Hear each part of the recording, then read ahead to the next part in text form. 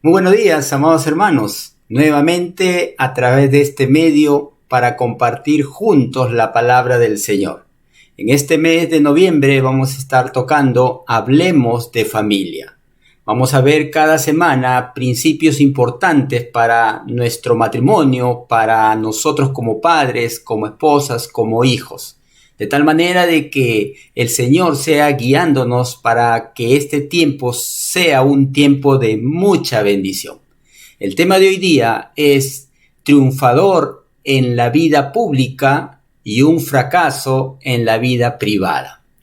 Vamos a estar observando cómo es que muchas personas triunfan como profesionales, triunfan como negociantes, como comerciantes, pero cuando uno mira su hogar no es congruente con los triunfos que él está teniendo, que ella está teniendo en el entorno público.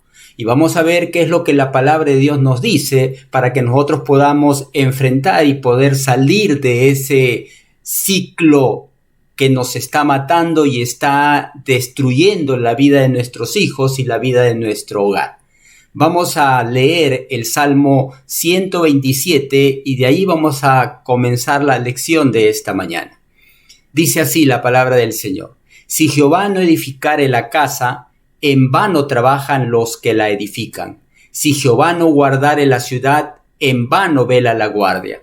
Por demás es que os levantéis de madrugada y vayáis tarde a reposar, y que comáis pan de dolores, pues a su amado dará Dios el sueño. He aquí, herencia de Jehová son los hijos, cosa de estima el fruto del vientre. Como saetas en mano del valiente, así son los hijos habido en la juventud. Bienaventurado el hombre que llenó su aljaba de ellos, no será avergonzado cuando hablare con los enemigos en la puerta. Este es uno de los salmos a los que se le denomina gradual. Los que iban a Jerusalén mientras subían hacia el templo iban recitando una serie de salmos, y este es uno de esos salmos. Algunos creen que fue Salomón el que escribió este salmo, otros dicen que fue David que escribió para que Salomón pueda tener presente cómo es que él debería llevar su hogar, puesto que David también experimentó muchas luchas y muchas dificultades en cuanto a su familia. De modo de que la palabra del Señor queda escrito para que nosotros podamos ver cómo está yendo nuestro hogar y evaluando a través de los principios que presenta este capítulo si realmente nuestro hogar va a ser fracaso o nuestro hogar se va fortaleciendo cada día más. Cuando nosotros hablamos de triunfadores, cuando nosotros hablamos de hombres y mujeres que han logrado algo en la vida, podemos identificar en diferentes lugares. Y hoy día quiero presentarles a uno que ha triunfado y es uno de los representantes en cuanto al fútbol. Muchos conocemos a este personaje, a este futbolista, ¿no? Este es un futbolista brasileño, Edson Arantes do Nascimento, más conocido como Pelé. Es importante que podamos recordar de manera especial a las nuevas generaciones que él ganó 3 mundiales, incluida la Copa del Mundo de Suecia de 1958, donde debutó con tan solo 17 años. Uno de los primeros jugadores que ganó una Copa del Mundo a los 17 años. Al mismo tiempo, él ganó el Mundial, ¿no es cierto?, de Chile de 1962 y el de México de 1970. El único jugador del fútbol que ha logrado ganar 3 Copas del Mundo. Y definitivamente muchos goles, muchos clubes, mucho dinero, mucha fama.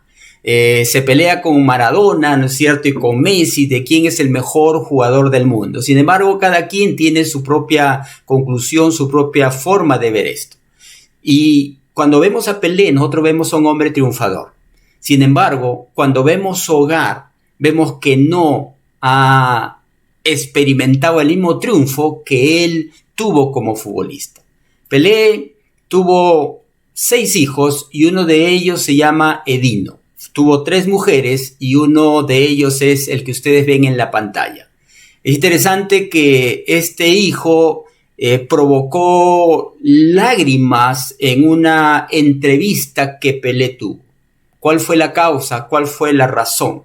Se le halló que estaba metido con un grupo de personas que estaban haciendo tráfico de drogas, de modo de que lo detuvieron y lo encarcelaron.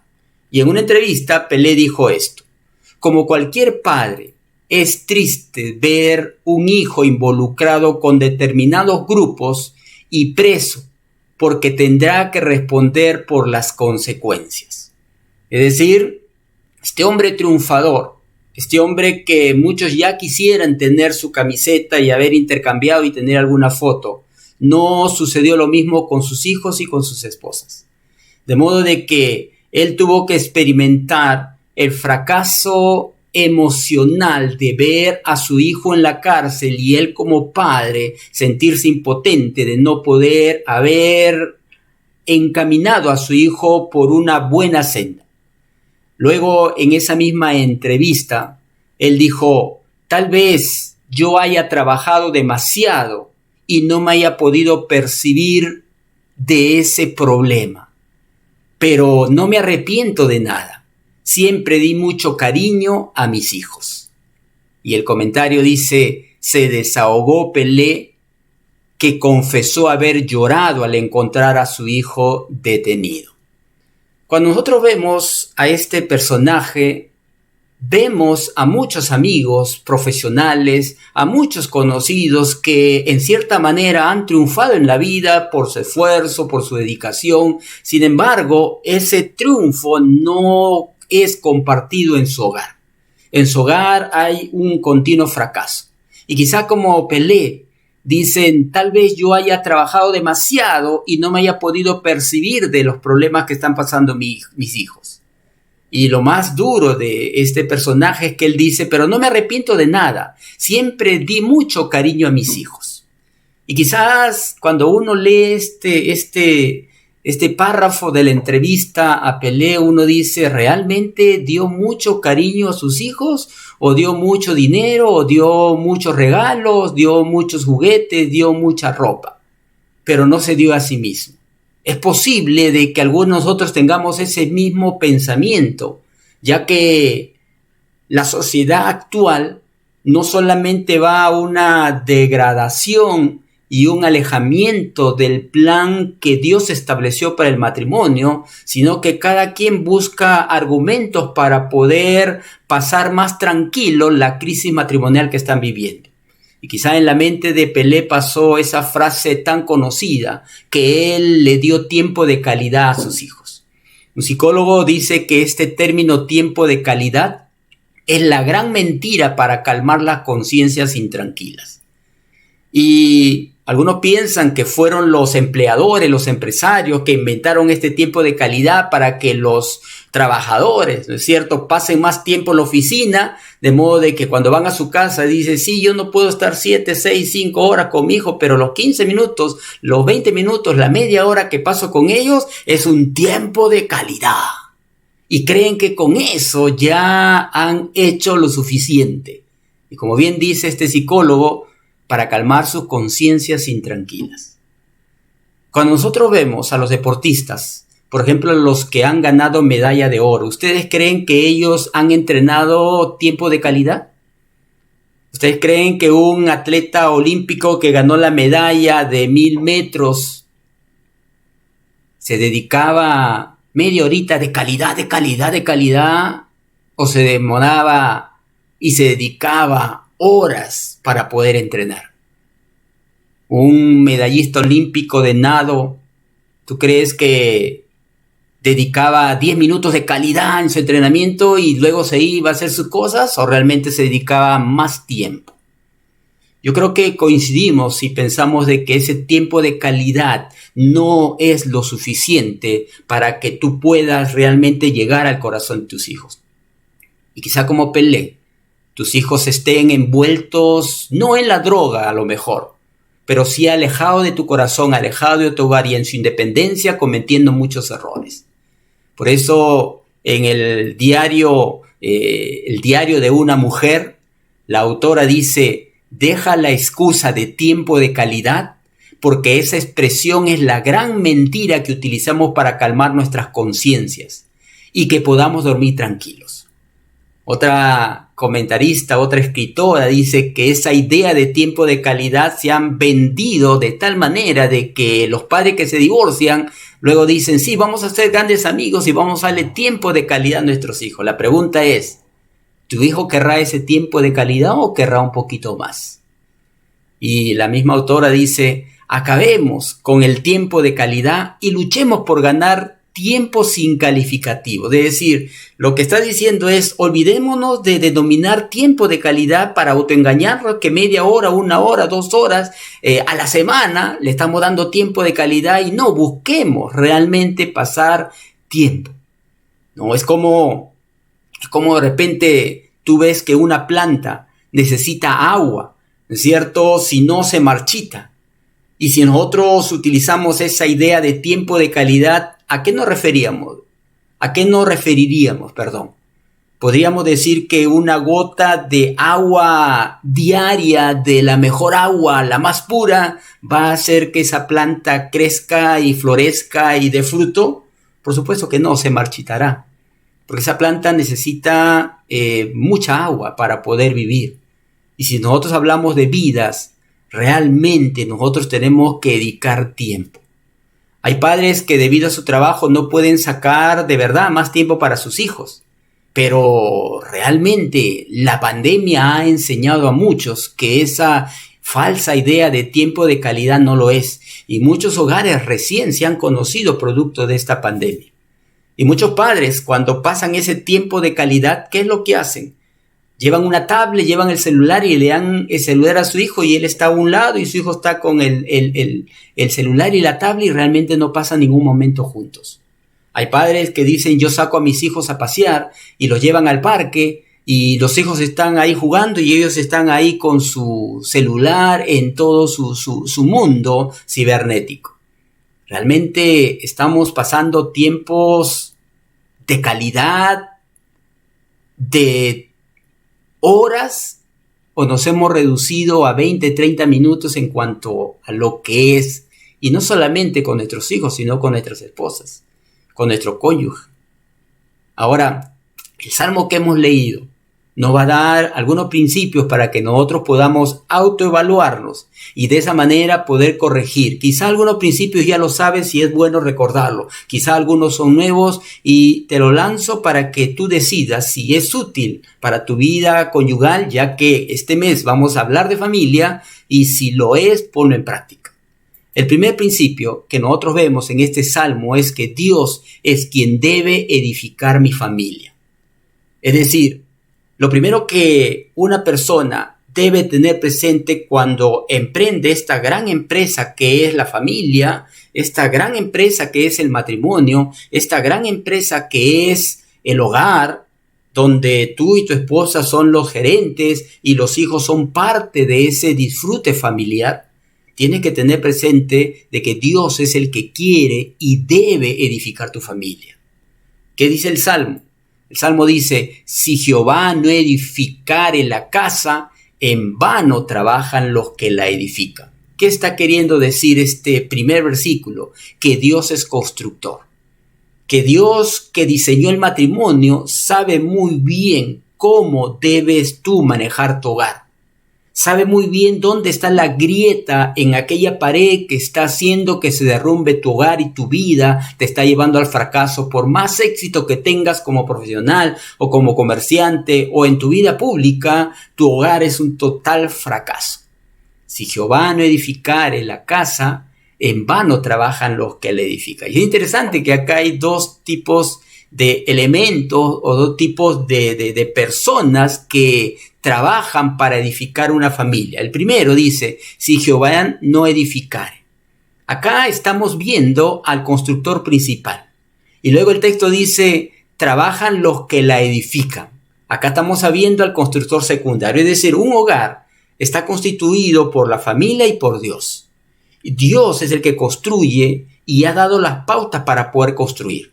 Un albañil, un constructor, no realiza una mezcla con la arena, el cemento, la piedra chancada, el agua que se le ocurra. No, Hay para cada cantidad de carretillas, cada cantidad de cemento y cada cantidad de agua y cada cantidad de piedra.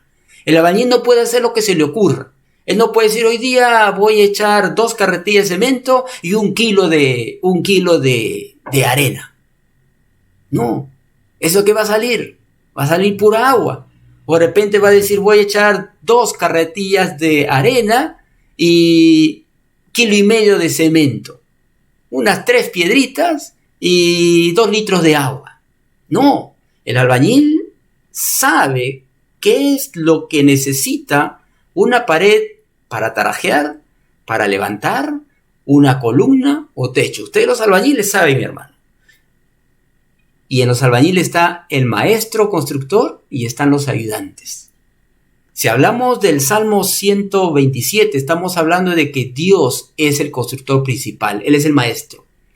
Y nosotros somos los ayudantes. De modo de que cuando nos ubicamos bien este concepto y nos damos el trabajo de reconocer esta verdad, empezamos a caminar nuestro hogar hacia el propósito que Dios lo ha establecido. Ahora, dice el texto, si Jehová no edificare la casa. ¿Qué está queriendo decir el salmista? ¿O qué está queriendo decir David a Salomón para que él no fracase en su vida hogareña? Él está diciendo, no te olvides del Señor. Si Jehová no edifica la casa, le está diciendo, por favor no te olvides, es como cuando tú estás yendo a un lugar, no te olvides de traer el DNI, no te olvides de traer tu celular, no te olvides de traer tal cosa. Lo que David le está diciendo, nos está diciendo es, cuando tú empiezas esa gran jornada, esa gran empresa que es un hogar, un matrimonio, tienes que tener presente a Dios en todo lo que hagas, porque quizás en medio de ese hogar te empieza a ir bien, empiezas a prosperar, empiezas a crecer como negociante, como comerciante, y de pronto dejas a un lado a Dios y piensas y crees que por tu capacidad has logrado eso. Por eso en Deuteronomio 8, 17 al 18 dice, ten cuidado de no decirte a ti mismo, mi fuerza y mi propio poder han obtenido esta riqueza para mí. Más bien recuerda al Señor tu Dios, porque Él es quien te da el poder para obtener riqueza. Lo que está diciendo aquí el Señor a través de Moisés es, ustedes que están en un hogar y ustedes creen que porque te amaneciste estudiando, lograste tu profesión y porque eres inteligente tienes lo que tienes. No, si tú eres cristiano, Dios es el que te da poder para hacer riqueza. Y la nueva versión internacional dice, no se te ocurra pensar, esta riqueza es fruto de mi poder y de la fuerza de mis manos. Recuerda al Señor tu Dios, porque es Él quien te da el poder para producir esta riqueza. Fíjate lo que está aquí presentándote el Señor. En primer lugar, no te olvides del Señor. Si Jehová no edifica la casa, en vano trabajan los que la edifican. Cuando nosotros vemos en el Antiguo Testamento un rey que fue un gran conquistador, un rey muy conocido y que se le conoce porque logró levantar una ciudad y una nación que fue el esplendor en esa época y una de las grandes maravillas del mundo.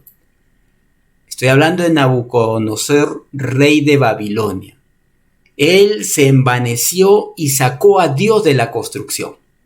Este hombre que levantó una gran ciudad, sacó a Dios de esa gran labor y miren lo que dijo en Daniel capítulo 4, 29 y 30. Mientras daba un paseo por la terraza del Palacio Real de Babilonia, exclamó, miren la gran Babilonia que he construido como capital del reino. La he construido con mi gran poder para mi propia honra. Y este es el pensamiento de muchas personas. Este es el pensamiento de muchos hombres y de muchas mujeres que están trayendo abajo su vida sin darse cuenta, porque no reconocen a Dios ni ponen a Dios en medio de su hogar. ¿Saben lo que sigue en el versículo siguiente. ¿Y qué es lo que Dios le dice a este personaje? Dice el texto: no había terminado de hablar cuando se escuchó una voz que desde el cielo decía: este es el decreto en cuanto a ti, rey Nabucodonosor. Tu autoridad real se te ha quitado. Serás apartado de la gente y vivirás entre los animales salvajes. Comerás pasto como el ganado, y 7 años transcurrirán hasta que reconozcas que el Altísimo es el soberano de todos los reinos del mundo y que se los entrega a quien Él quiere. Es lo mismo que en el Nuevo Testamento un hombre se sienta y mira todo lo que ha logrado y dice: alma, muchos bienes tienes, ahora come, regocíjate. Se escucha una voz del cielo que dice: necio, esta noche vienen a pedir tu alma, y lo que han logrado, ¿de quién será? De modo de que cuando uno coloca a Dios a un costado en el hogar, empieza a derrumbarse ese hogar. Cuando uno coloca a Dios en primer lugar y uno permite que Dios haga lo que Él sabe y que por experiencia ha venido construyendo hogares sólidos, tu hogar empezará a formar parte de esa gran nube de hogares que traen bendición y no maldición. ¿Y qué ocurre cuando uno deja a un lado al Señor? El texto dice: en vano trabajan los que la edifican. Qué interesante. Qué interesante que este término vano nos lleva a poder nosotros identificar que ese esfuerzo que uno hace para poder levantar algo, todo se pierde, todo se esfuma. Podríamos decir entonces que el fruto de no consultar a Dios en esos planes es obtener algo que es vano. El hecho de que tú empieces una vida marital, el hecho de que tú empieces tu hogar sin Dios, todo lo que tú hagas va a ser vano. ¿Y qué es lo que el diccionario dice acerca de este término vano? Dice: algo que no ofrece una retribución o ganancia. En latín, vanus es algo vacío, que no tiene sustancia, que no sirve. Entonces lo que el salmista está diciendo, lo que David le está diciendo a Salomón es: hijo, si tú dejas a un lado a Dios, si tú no permites que Dios edifique tu casa, lo que estás haciendo es algo vacío, es algo que no tiene sustancia, es algo que no sirve. Y utiliza el término hebreo sab. Y esto apunta un poquito más allá de los términos que tenemos en castellano o en latín. Indica fraude, un engaño, algo falso, algo vacío, algo inútil. Fíjate, en otras palabras, quien edifique sin consultar a Dios será víctima de un fraude, engaño. Es decir, cuando nosotros construimos nuestro hogar sin Dios, nos estamos autoengañando. Estamos levantando algo que no va a funcionar, algo que va a fracasar, algo que es vacío, es inútil. De modo de que, hazte una evaluación. ¿Cómo estás construyendo tu hogar? Y quizá tú eres lo que dice: a mí nadie me dice lo que yo debo hacer, yo hago las cosas a mi manera. Pues bien, a su tiempo cosecharás lo que tú has sembrado. Pelé cosechó lo que sembró. Para él, cariño, amor, dinero de calidad, porque paraba jugando por todos los lugares del mundo, descuidó a sus hijos. Y uno de ellos está en la cárcel. Entonces, el primer principio, mi querido hermano, es que Dios debe edificar. Es decir, Dios debe ser el constructor de tu hogar y tú el ayudante. Segundo lugar, que vemos en este salmo, es que Dios es quien puede dar seguridad a mi familia. Cuando tú permites que Dios construya, automáticamente se ejecuta el plan de seguridad sobre tu vida, en tu hogar. Dice el texto: si Jehová no guardare la ciudad, en vano vela la guardia. No solamente Dios es constructor, sino también Dios es protector. Y dice el texto: si Jehová no guardare, es decir, el protector principal es Dios. En vano vela la guardia. El protector secundario somos nosotros.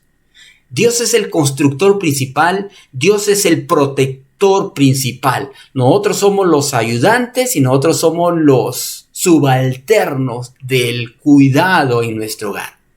De modo de que cuando nosotros nos ponemos a pensar que una ciudad está compuesta de casas y estas casas necesitan seguridad, y en aquel tiempo el guardia, el que velaba por la seguridad, porque habían puertas que cerraban la ciudad, era el que tenía que estar mirando si se acercaba el enemigo para entrar y robar y saquear y matar.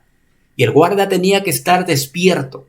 La hora que le tocaba todo el periodo de cuidar, él tenía que avisar si se aproximaba el enemigo. Y qué bueno es saber, mi hermano, que cuando tú pones a Dios en primer lugar y empiezas a leer su palabra, Dios te va a hablar a través de su palabra cuando el enemigo te quiere atacar, cuando el enemigo quiere destruir tu hogar. Si Dios no vigila la ciudad, definitivamente por gusto están, dicen los guardias, cuidando. Muchos en la actualidad creen que los seguros les pueden proveer una seguridad plena. Y por eso es que ponen alarmas para que ningún ladrón pueda entrar. Y pronto se dan cuenta que los ladrones burlan todos esos sistemas de seguridad y entran y roban a su casa. Pero en el hogar hay diferentes formas que el enemigo de nuestras almas entra para poder robar. Te roba la felicidad, te roba la comunicación con tu esposa, te roba la alegría, te roba la autoridad frente a tus hijos. Y como Dios no está presente en tu hogar y tú no lees la palabra de Dios, empieza a derrumbarse tu hogar. ¿Y cómo es que Dios cuida? ¿Cómo es que Dios protege? Cuando nosotros vamos al Antiguo Testamento, en el libro de Job, capítulo 8, versículo 10, dice: y Jehová dijo a Satanás: ¿no has considerado a mi siervo Job, que no hay otro como él en la tierra, para un perfecto y recto, temeroso de Dios y apartado del mal? Respondiendo Satanás a Jehová dijo: ¿acaso teme Job a Dios de balde?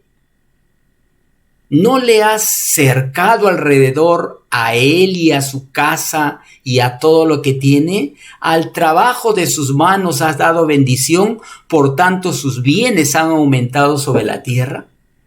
Miren, hermanos, Job era un hombre que permitió que Dios construya su casa. Job fue un hombre que permitió que Dios sea el constructor de todo lo que él emprendía.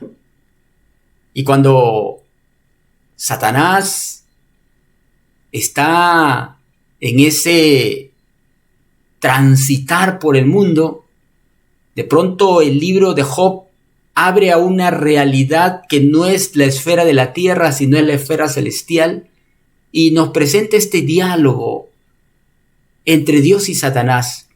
Y Dios empieza el diálogo diciéndole: ¿te das cuenta de mi siervo Job? No hay otro como él en la tierra. Y le da una serie de características. ¿Y sabe lo que le dice Satanás? Ah, claro, él te sirve porque tú le das. En otras palabras, él no te ama. Como tú le das esto, le das lo otro, le cuida, le protege, entonces él por eso te sirve. Y le dice: ¿no le has cercado alrededor de él? ¿No le has cercado alrededor de él?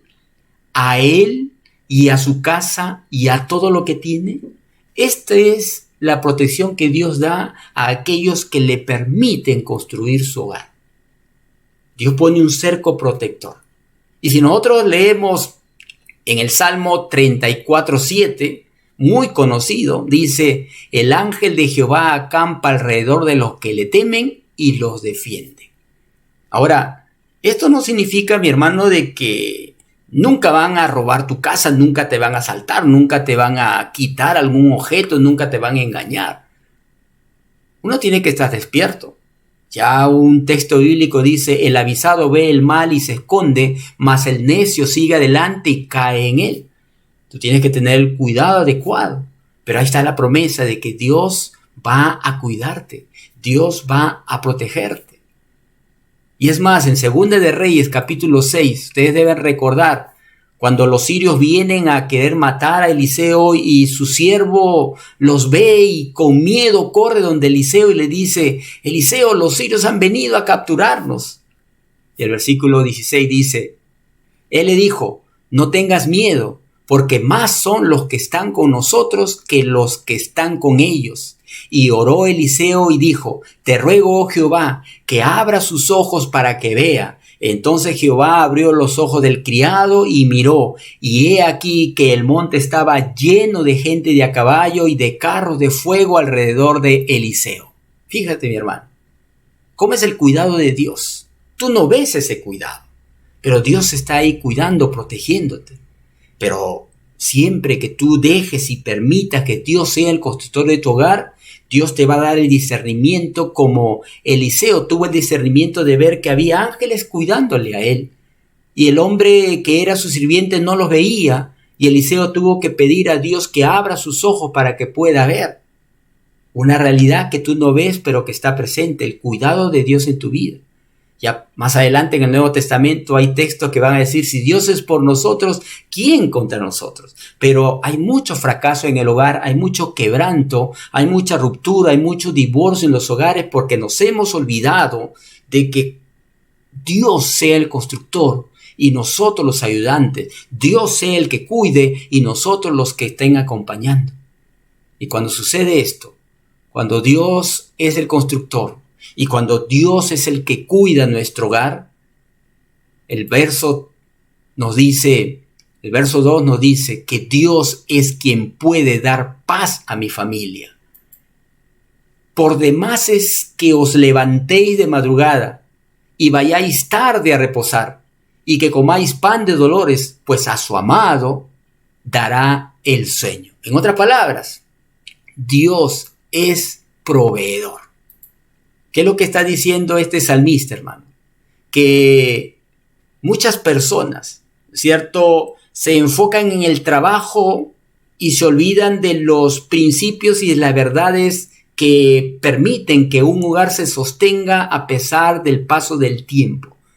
Y dice: por demás es que os levantéis de madrugada y vayáis tarde a reposar. Y Dios no está en contra del trabajo, porque hay muchos textos que hablan de que uno no debe ser haragán, uno debe ser flojo, uno debe ser forzado, uno debe ser valiente. Y es más, en el Nuevo Testamento dice: el que no quiere trabajar, que no coma. Y enfatiza la importancia del trabajo. Hay muchos jóvenes que dicen: no, yo no trabajo, yo solamente estudio. Papá, tú tienes que pagar mi estudio falso. Tú tienes que estudiar y tienes que trabajar. Y si Dios le bendice a tu papá para que tú puedas solo estudiar y hay un trato entre eso, qué bendición, síguelo ahí. Pero dice la palabra del Señor que Dios a su amado dará el sueño. Es decir, mi hermano, en un hogar, en una casa, en una familia, hay muchas metas, hay muchos deseos, hay muchos sueños, pero muchos de estos sueños van a ser el precio de la sepultura de tus hijos. Muchos de estos sueños, muchos de estos logros que tú vas a emprender, va a hacer que tu hijo no disfrute de algo.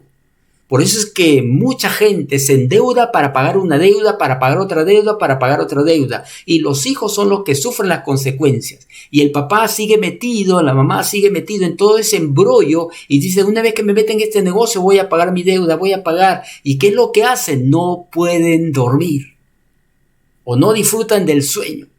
Es más, el Salmo 4:8 dice: en paz me acostaré y asimismo dormiré, porque solo tú, Jehová, me haces vivir confiado. En otras palabras, Dios es quien le da a sus amados la gran bendición de descansar. Y el descansar te permite a ti tener paz, tener tranquilidad. Cuando una persona no descansa bien, cuando una persona no duerme bien, amanece irritado, amanece fosforito, amanece fastidiado e incomoda a todos los que están a su alrededor. Por eso la promesa es: cuando tú pones a Dios como constructor, cuando tú pones a Dios como tu protector, tú te vas a dar cuenta que Él te comienza a proveer. y el esfuerzo que tú puedas realizar se ve compensada en el descanso y en la tranquilidad que tú tienes al irte en la noche a descansar, porque mucha gente está en la cama, pero su mente sigue metido en la empresa, sigue metido en el negocio.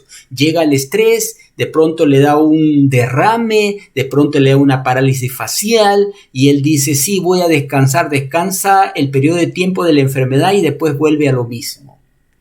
Pero la promesa del Señor es que aunque estemos en medio de problemas, Dios nos da descanso necesario. En paz me acostaré y asimismo dormiré, porque solo tú, oh Jehová, me haces vivir confiado. Ahora, qué interesante es que la Biblia nos habla de esta paz que Dios da a aquellos que permiten que Dios sea el constructor, a aquellos que permiten que Dios sea el protector, y de pronto tú te vas a dar cuenta que Dios provee y que Él es el que te da poder para hacer riqueza. Levítico 26:6 en la versión Palabra de Dios para Todos dice, les daré paz en su país, de tal manera que se acostarán en paz sin que nadie los atemorice.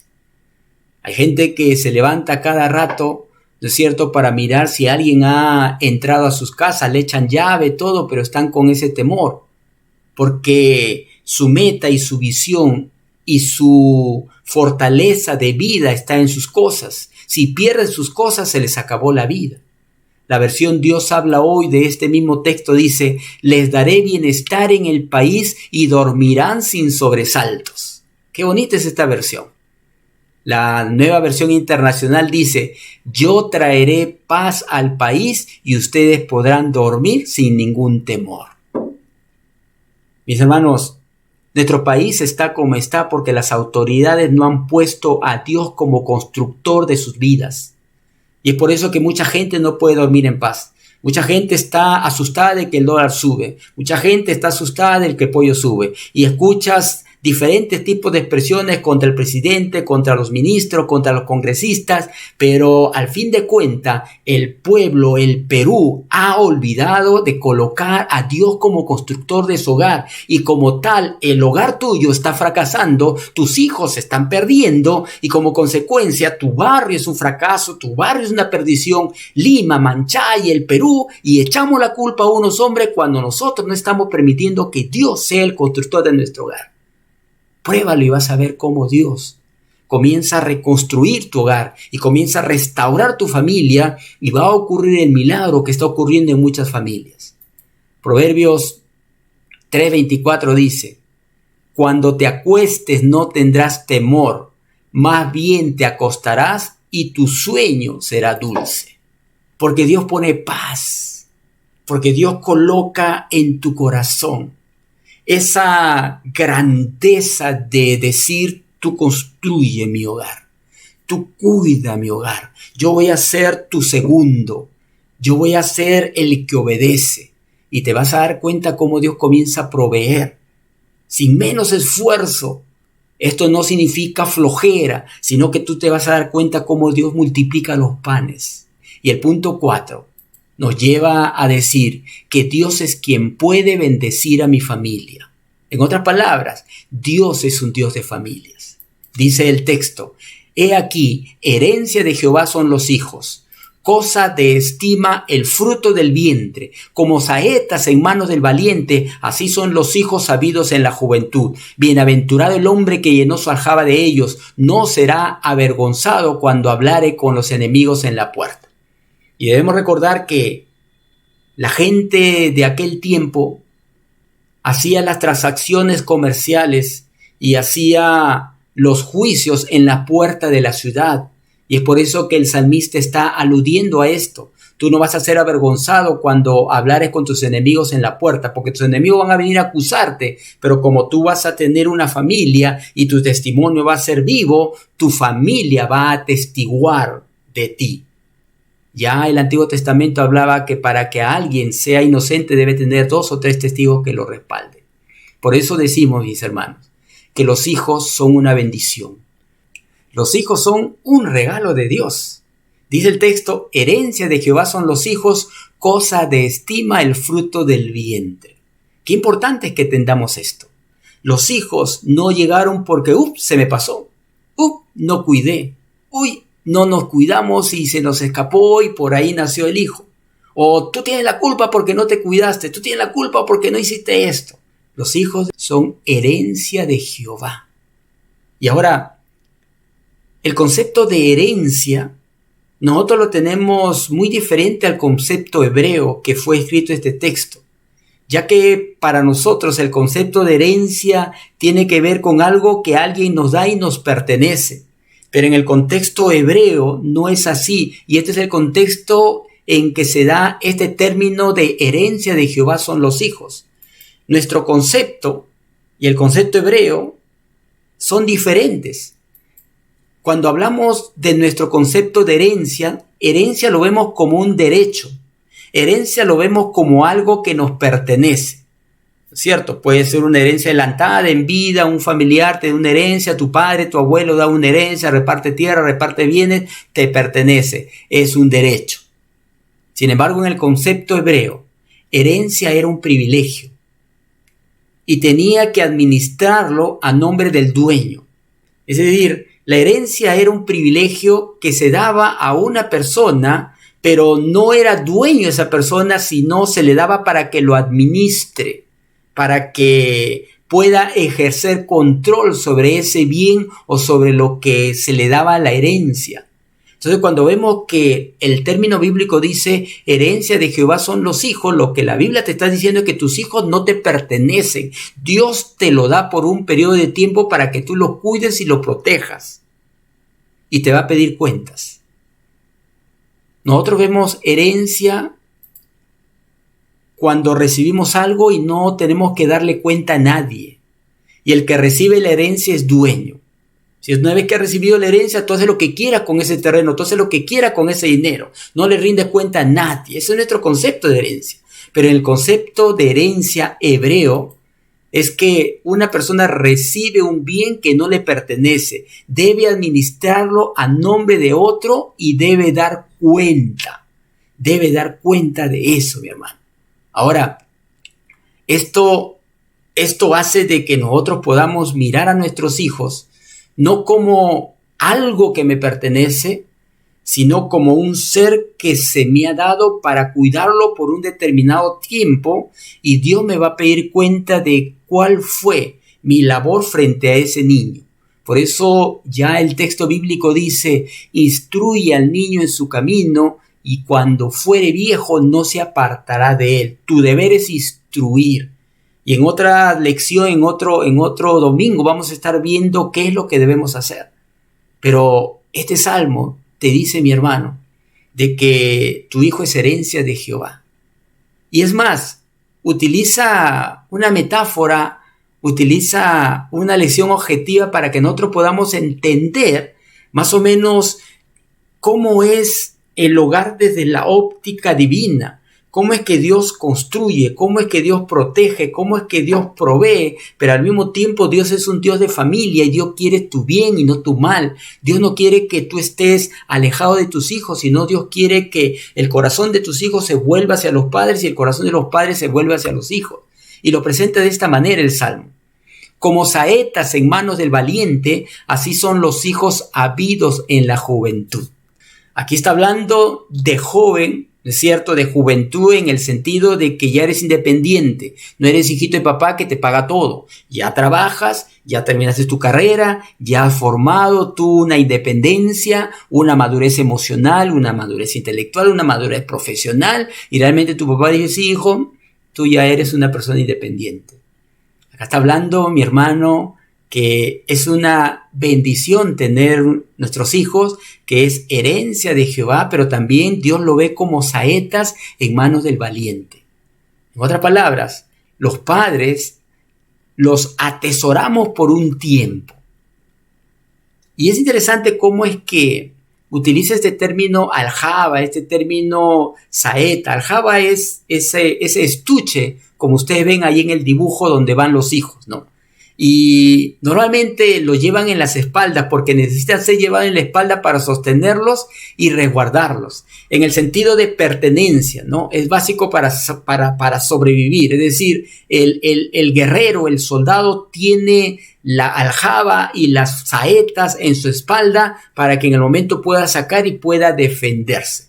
Y están en la espalda, ¿no es cierto?, porque son parte de su protección. Y es interesante que también hay varias saetas juntas y habla como si fueran, ¿no es cierto?, un grupo de hermanos. Están juntos por un tiempo hasta que el guerrero saca la saeta y suelta la flecha. Así en un hogar, los hermanos están juntos por un tiempo, luego se casa uno y cumple el texto bíblico que dice, dejará el hombre a su padre y a su madre y se unirá a su mujer y serán una sola carne. Y va a tener que salir de ese hogar, ¿no es cierto? Y va a dirigir su hogar en el temor del Señor. Ahora, cada saeta es dirigida hacia un blanco. Y es interesante que cuando uno ve a estos profesionales del arco, a estos hombres que entrenan para poder, ¿no es cierto?, dar al blanco con una flecha, con una saeta, hay toda una serie de procedimientos, ¿no es cierto?, donde quizás nosotros, por no estar acostumbrados a ver esto, no lo vemos muy seguido, pero hay una parte donde se prepara a la persona antes del tiro. La saeta se va preparando, la saeta se va trabajando, la saeta se va limando, se le coloca una punta de acuerdo a lo que se va a realizar, si es para una batalla, si es para cazar un animal, ¿no es cierto? Luego se le coloca la flecha en el arco, ¿no es cierto? Hay una tensión de arco, luego se apunta, luego se suelta la flecha y luego pues hay un movimiento natural del arco luego que esta flecha ha salido. Lo que está diciendo es que nuestros hijos son como flechas, como saetas. Están un tiempo en la aljaba con sus hermanos, pero luego nosotros tenemos que sacarlos. Y tu papá, tu mamá, tienes que apuntar y darle la dirección. Encamina a tu hijo en base a las promesas de Dios. En otras palabras, nuestros hijos necesitan orientación. ¿Y qué mejor orientación que tu propia vida? ¿Qué mejor orientación que tu propia enseñanza? ¿Qué mejor orientación es la palabra de Dios? Si Jehová no edifica la casa, en vano trabajan los que la edifican. Y Dios, ¿cómo habla? ¿Cómo se manifiesta? A través de su palabra. Y el padre y la madre que descuida la palabra de Dios, descuida esa saeta y no va a dar en el blanco. Esa saeta se va a ir por cualquier rumbo y menos por aquel rumbo que el papá y la mamá quieren que sea dirigido. Nuestros hijos necesitan impulso. Hay mamás, hay papás que no quieren que sus hijos hagan nada en la casa. Ellos necesitan colaborar también. Ellos necesitan ser entrenados en la vida. Nuestros hijos también necesitan independizarse. Nuestras hijas necesitan independizarse y la independización tiene que ver con el hecho de que tú empiezas a soltar esa soga que en algún momento tú lo jalabas para que no se vayan y comienzan a vivir una vida en función a los principios que tú ya les has dado. En algún momento van a fracasar, se van a equivocar, pero necesitan que tu hogar sea un puerto seguro para que puedan volver y darse cuenta de que tú no eres ese dedo acusador que le dices, te lo dije, sino que se den cuenta que esa mano es la mano que le sostiene y le dice, hijo, yo te ayudo, ven para acá. Y al mismo tiempo, nuestros hijos son nuestra defensa en el futuro. Por eso que el salmista decía, ¿no es cierto?, que van a ayudar en la puerta de la casa. ¿Sí o no, mi hermano? Que cuando tú estés viejo, cuando estés peinando canas, tus hijos te van a traer quizá el pan de cada día. Qué hermoso es saber y escuchar cuando hijos dan regalos a sus padres producto del trabajo que han empezado a ejercer. Honran a sus padres.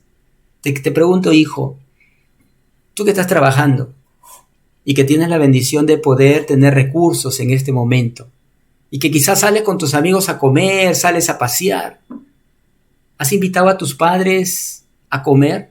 Y decirle, papá, mamá, hoy día yo les invito a comer. Yo voy a pagar. He trabajado y Dios me ha bendecido. y le llevas a comer y disfruta de esa día. Y le dices, mamá, papá, ustedes oraron por mucho tiempo cuando yo comí en casa. Ahora yo voy a orar. Y cierra tus ojos y dice, Padre, gracias por estos padres que me has dado. Gracias por papá y por mamá, que aunque cometieron errores, Señor, lograron transmitirme la fe. Y ahora te pido que los bendigas y bendice estos alimentos en el nombre de Jesús. Amén. Terminas a comer y a comer, pues hermano. Eso no puede esperar. Querido muchacho, querida señorita, tú eres esa flecha que quizá tu padre no conoció cómo hacer de tu vida una vida recta, pero en su temor y en su equivocación ha querido darte lo mejor. Y a lo mejor tú no sientes que te ha dado lo mejor. Y quizás tú te sientas frustrado porque no tienes lo que quieres tener. Pero tienes vida. Pero tienes inteligencia y tienes capacidad. Y quizás la bendición de Dios para ti es que tus padres te están pagando la universidad. Te están pagando el colegio. Te están pagando la comida, la alimentación. Y ese padre no te dice, pero se esfuerza y trabaja a más no poder. Y quizás el verte que tú comes hace de que él vaya y duerma tranquilo, duerma en paz, a pesar de que él no comió lo que tú comiste. Y el salmista dice, bienaventurado el hombre que llenó su aljaba de ellos, no será avergonzado cuando hablare con los enemigos en la puerta. Ahora, algunos utilizan este texto diciendo hay que tener un montón de hijos. No está hablando de eso. La Biblia también nos enseña lo que es la planificación familiar. De modo de que este texto está hablando de que sí, hay que construir un hogar. Y si tu capacidad económica te da para poder tener varios hijos, pues bien, llena tu aljaba de ellos, porque esos hijos son los que te van a sostener. Ahora, en el Antiguo Testamento, los hijos hombres eran los que prácticamente reemplazaban al papá en la fuerza en el trabajo. Las damas en aquel tiempo ejercían otra función. Ahora estudia, mi hermana, ahora sé una gran profesional, ahora aprende todos los deberes de casa y aprende todos los deberes de tu profesión. Y sé una mujer integral. Es interesante que Spurgeon, en su libro El Tesoro de David, dice: cuando los hijos son saetas, es bueno tener una aljaba llena de ellos, pero si son solo palos crudos e inútiles, entre menos, mejor. Qué interesante, mi hermano. ¿Cómo es que el príncipe de los predicadores, Spurgeon, habla que tú joven, tú señorita, tu hijo, ¿te consideras saeta o un palo crudo e inútil que solamente gasta y no produce? Bien, una flecha, una saeta, no es simplemente que aparece de la noche a la mañana. No. La saeta en la antigüedad no se obtenía como en nuestros días, que ibas a una tienda y te comprabas una flecha y ya. No, cada guerrero fabricaba sus propias flechas. Ellos no confiaban en nadie más, cada uno fabricaba su propia flecha, buscaba la madera, buscaba el material necesario y ellos mismos lo preparaban, porque la saeta, la flecha, era su defensa, y si lo hacían mal, prácticamente corrían en riesgo su vida de ser muertos. Y cada uno tomaba su tiempo para tallar la madera. Se aseguraban de que esté bien derecha y ponían en la punta el material adecuado dependiendo de la batalla. Era metal, era brea que luego se prendía, o era veneno, etc. Cada guerrero, de acuerdo, ¿no es cierto?, a las circunstancias, fabricaba su flecha. Su vida dependía de ese trabajo. No importaba su valentía, su habilidad, si la flecha no daban en el blanco. Y qué curioso que la Biblia presenta de esta misma manera. Nuestros hijos son como saetas, como flechas. Ahora, si crecen torcidos, no van a dar en el blanco. Se irán por caminos errados. No honrarán a Dios. Por eso, papá, nuestra vida depende de ellos. Por eso, mamá, Nuestras vidas dependen de ellos. Porque quizá tú digas, no, ya que se vaya, haga su vida, pero el sufrimiento de tus hijos tú lo vas a ver. Tú has visto en Lurigancho, has visto en la cárcel de mujeres de Chorrillos, cuántas mamás, cuántos papás están haciendo largas colas para ver a sus hijos. Y el dolor del padre de salir de ese lugar. Yo he conversado con padres que sus hijos han estado en pandillas y los han matado. No pueden hablar. La saliva se les queda en la garganta y las lágrimas empiezan a caer.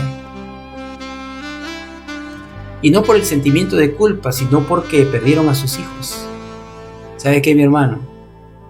Si nuestros hijos se desvían, ellos estarán en un gran problema, pero Dios nos pedirá cuenta de ellos.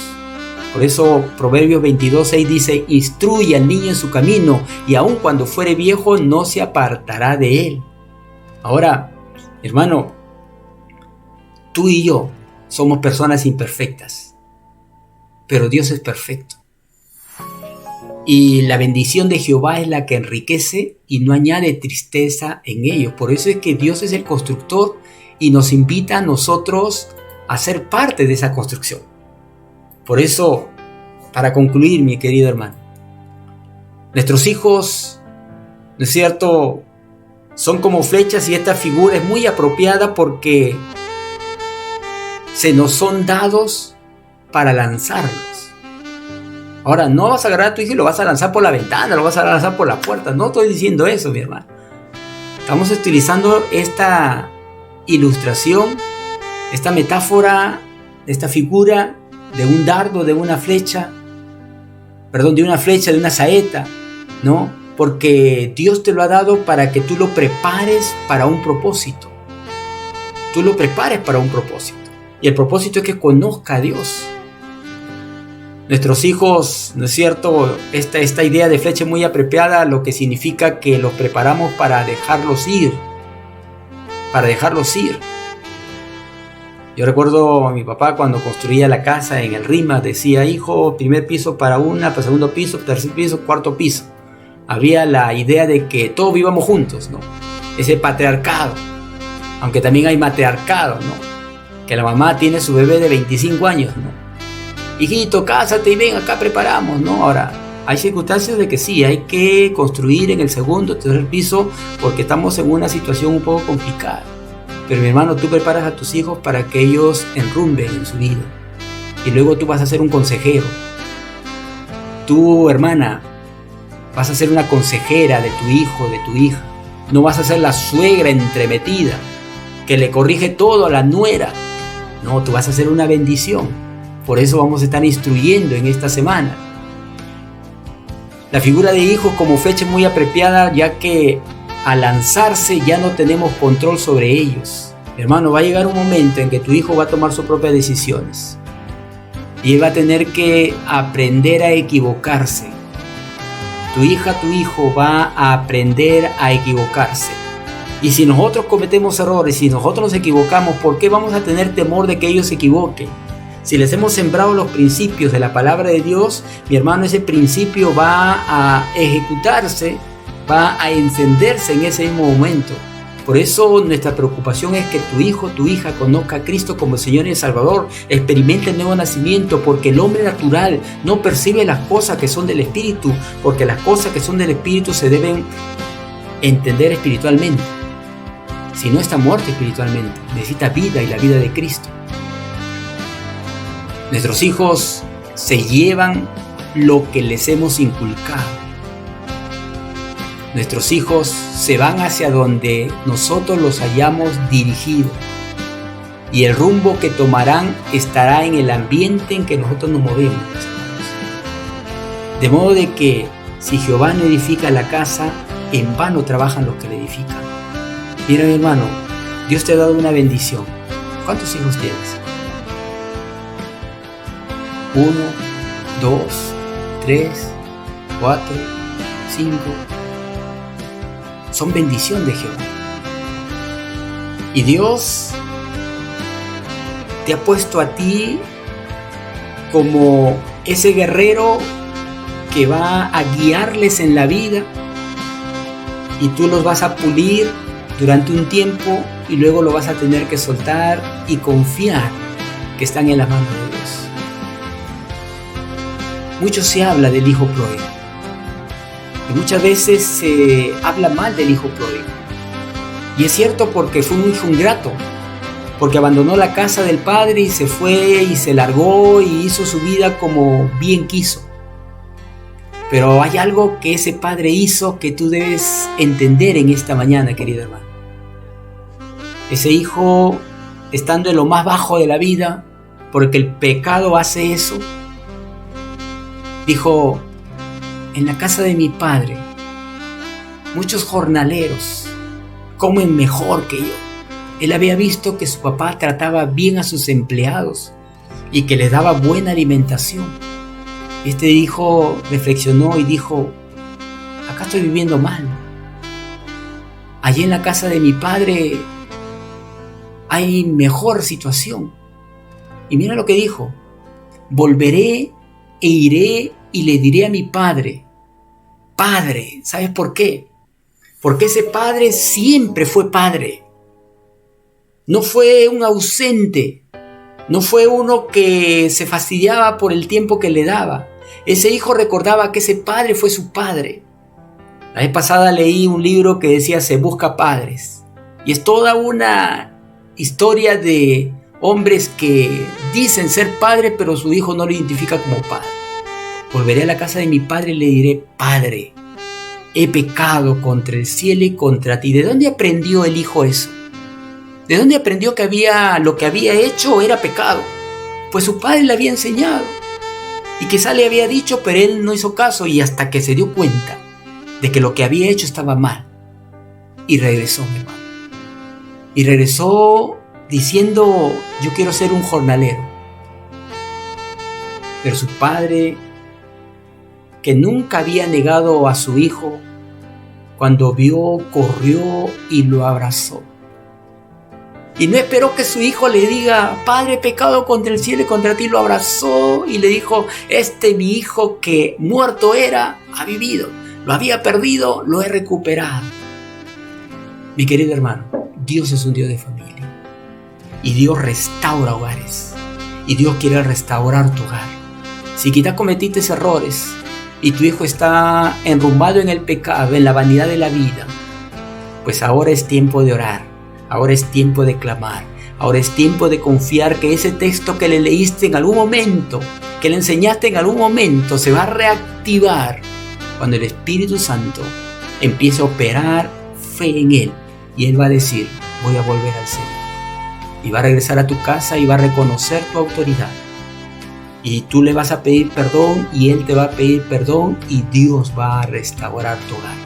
De modo que, mi hermano, tú podrás mirar tu hogar y tú te vas a dar cuenta de que no solamente has triunfado en la vida pública, sino también has triunfado en el hogar. Y no vas a ser como el título de esta meditación: triunfador en la vida pública y un fracaso en el hogar. ¿Cierto? Triunfador en la vida pública y un fracaso en el hogar. ¿Qué te parece, mi hermano, si aprovechamos este tiempo para orar?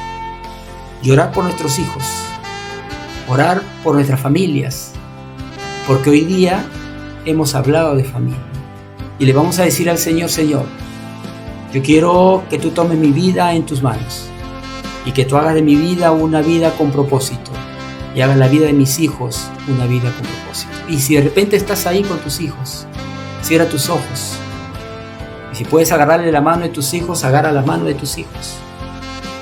Y si puedes abrazar, abraza a tus hijos. Hijo, no te cohibas. Hija, no te cohibas. Abraza a tu padre, abraza a tu madre. Y ora al Señor. Y quizás sea la primera vez en este año que hacen eso. O sea, una más de las tantas veces. Pero tu mamá, ora al Señor. Tu papá, ora al Señor y dile: Señor, bendigo a mis hijos. Bendigo a mis hijos. En esta hora, bendito Dios, yo vuelvo a entregar mis hijos a ti. En esta hora, Señor, yo vuelvo a entregar mi vida a ti. Y te pido, bendito Dios, de que tú comiences a edificar mi casa. Sé constructor de mi hogar. Al mismo tiempo, sé protector de mi hogar. Al mismo tiempo, sigue siendo proveedor de mi hogar. Y yo quiero ser parte de esas familias que tú proteges. Así que, bendito Dios, en esta mañana entrego mi familia en tus manos. Entrego mi vida en tus manos. Si tú eres hijo, dile: entrego mi vida y entrego mi familia, y a partir de ahora voy a ser de bendición en mi hogar. Y dile así ahora: en el nombre bendito de Jesús. Amén y amén.